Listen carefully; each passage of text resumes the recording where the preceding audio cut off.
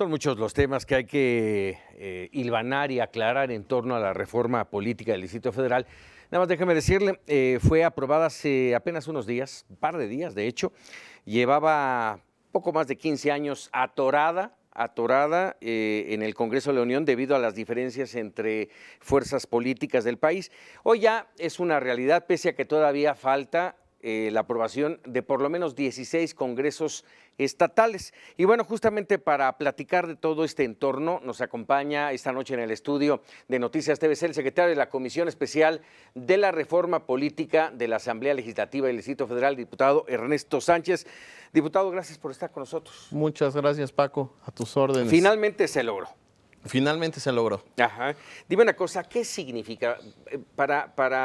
Digo, lo estamos ensalzando mucho, pero para el auditorio, ¿qué significa este cambio, esta reforma política?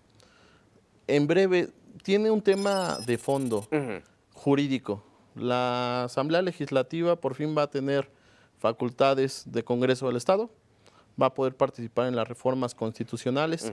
Se viene una composición política de las delegaciones, se convierten en alcaldías, las cuales van a tener un cabildo con concejales. Viene una sistematización del sistema político federal al Distrito Federal. Se le da autonomía para elegir a sus propios policías, bueno, al jefe encargado del sector público, como el procurador. Sí. Como el secretario de Seguridad Pública. Tiene bondades, pero sigue siendo una norma imperfecta para el grupo parlamentario del PAN. Vamos, por lo primero que me comentaste, Ernesto, estamos hablando del término de autonomía, sería ese el caso, pero con lo último me quedé con duda, entonces ¿no hay realmente una autonomía? Administrativa, tenemos que trabajar más. Esta séptima legislatura tendrá que trabajar en las leyes secundarias para fortalecer el tema administrativo. Así es. En el tema legal, que es el tema legislativo, tiene más autonomía, como que este Congreso estatal ya va a poder participar en las reformas constitucionales, va a poder trabajar con leyes especiales que antes no tenía acceso, ¿no? Te voy a poner un ejemplo. La propia Asamblea Legislativa no podía discutir su estatuto de gobierno. Sí. Hoy la Asamblea Legislativa va a poder discutir su constitución. Eso es un avance importante porque ya vas a poder tú trabajar sobre tus lineamientos y conforme a lo que se esté buscando en la Ciudad de México. Esta parte de la Constitución es muy importante. Déjame, antes de pasar a ello, pedirte que me digas, porque así lo noté en tu primera respuesta, que hay situaciones no muy exactas en esta reforma. ¿Cuáles serían? Que los órganos políticos administrativos, que son las alcaldías... Las alcaldías, lo que son las delegaciones, pues. Sigan teniendo una hacienda pública, que es donde se recauda el dinero para dar servicios públicos, siga siendo centralizada, que siga yendo el dinero a las arcas del gobierno Ciudad de México. Eso va a seguir siendo.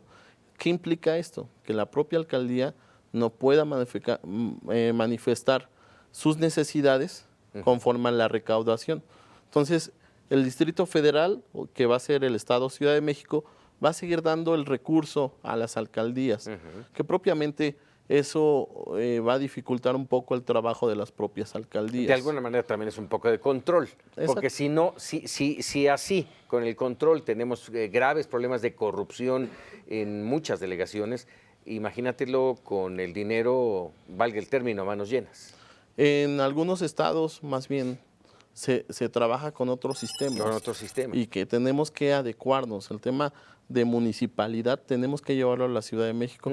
Concuerdo contigo con tu cuestionamiento de ir atacando el tema de corrupción, pero eso lo tenemos que hacer a través de valores, generar leyes secundarias que nos ayuden a combatirlo. Pero el tema de autonomía presupuestal, me preocupa un tema fundamental, que el Estado va a seguir siendo centralizado. Y eso pocos lo van a decir. En la propia reforma es algo que a mí me causó la extrañeza y fui fortaleciendo como mis criterios, ¿no? Si efectivamente hubo muchos cuestionamientos, uno fue el tema del constituyente, que fue tema de semanas, incluso sigue siendo tema hoy con los consejeros. Así es. Pero el tema fundamental de administración, el que nos preocupa a los ciudadanos de cómo va a funcionar mi alcaldía, sigue estando ahí. sigue estando en una hacienda pública centralizada al gobierno de la ciudad, y las alcaldías solamente son con facultades limitadas. Vamos. Bueno, hablando justamente de esta Asamblea Constituyente, falta todavía que pase esta aprobación de Sin los duda. 16 congresos, que seguramente no habrá ningún problema, y vendrá la integración de la Asamblea Constituyente. ¿Quiénes pueden, quiénes deciden, quiénes van a constituir esta Asamblea? Tienen tres vertientes. Uno, el jefe de gobierno tiene la facultad de designar 6 diputados de manera directa. Déjame recalcar que para elegir estos son 100 diputados los que van a conformar la constituyente. Al ser 100, son 6 del jefe de gobierno, 6 del presidente de la República, y la tercera vía es la elección de todos los diputados constituyentes, que serían 60. Y déjame recalcarte también que el Senado de la República y la Cámara Baja, la Cámara de Diputados, pondrán 14 diputados y 14 senadores como diputados constituyentes. Los 60 que te mencionaba son de elección popular, de manera proporcional. ¿Qué quiere decir? ¿Ciudadanos? En algunos casos ciudadanos, en muchos políticos. Sobre todo políticos. Sobre todo políticos. Y bueno, ellos tendrán poco más o menos 4 meses, a partir del 15 de septiembre de 2016 hasta el último día de enero del 2017, para entregar el boceto de esa Constitución. Así es. Tienen 4 meses a partir de septiembre, que entraría en funciones el 15 de septiembre.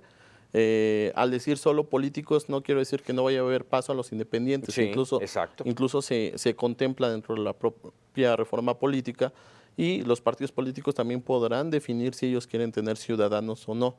Que por mero hecho de ya integrar a los independientes, y el jefe de gobierno, el presidente, pueden decidir también de poner gente notable, y que creo que la última entrevista que escuché del presidente Enrique Peña Nieto sí va por ese sentido de buscar gente notable. Esperemos cuál va a ser su postura final. Así es. Bueno, el camino por lo que vemos todavía es largo. Muy largo. Es muy largo.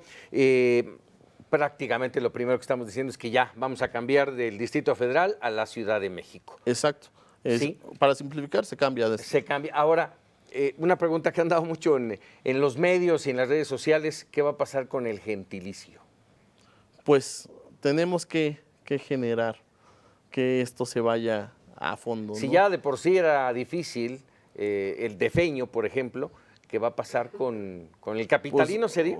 Capitalino o el CDMX, ¿no? O sea, Sí. tenemos que ir trabajando sobre este término, pero capitalino creo que se puede adecuar bastante a la ciudad. Aunque hay capitalinos en todos los estados. Pero bueno, Ernesto Sánchez, te agradecemos mucho estos minutos. Estamos emplazados a organizar una mesa de debate para hablar sobre todo este entorno de la reforma política aquí en Expedientes TVC. Con muchísimo gusto, Paco, y agradezco tu invitación y estamos a tus órdenes. Muchísimas gracias. Aguántame tantito. Vámonos con más información.